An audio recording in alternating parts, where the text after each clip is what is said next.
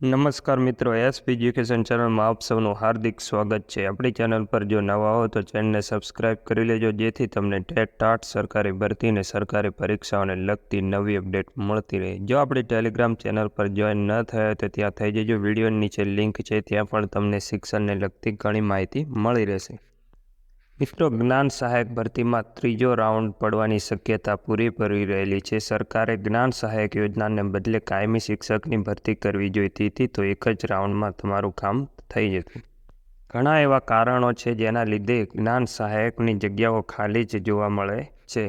બીજા રાઉન્ડમાં પ્રાથમિક સ્કૂલોને 3,971 જ્ઞાન સહાયકો ફાળવવામાં આવ્યા છે। પ્રથમ રાઉન્ડની કાર્યવાહી દરમિયાન 10,059 જ્ઞાન સહાયકો શાળામાં હાજર થયા હતા।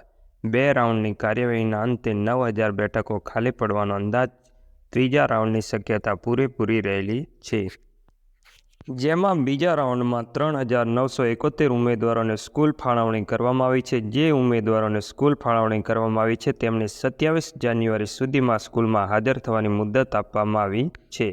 પ્રાથમિક સ્કૂલોમાં જ્ઞાન સહાયક માટેના પ્રથમ રાઉન્ડમાં 10,059 જેટલા ઉમેદવારો શાળામાં હાજર થયા હતા। આમ પ્રાથમિક શાળાઓમાં જ્ઞાન સહાયકની બે રાઉન્ડની કાર્યવાહી બાદ અંદાજે 9,000 જેટલી જગ્યાઓ ખાલી પડી હોવાનું સૂત્રોએ જણાવ્યું હતું।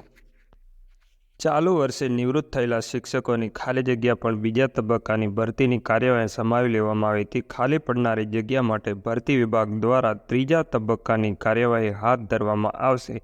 આ સાથે બીજી તરફ આ 2,900 જેટલી જગ્યામાં કાયમી શિક્ષક તેમજ સ્પેશિયલ શિક્ષકની પણ ભરતી પ્રક્રિયા હાથ ધરવામાં આવશે।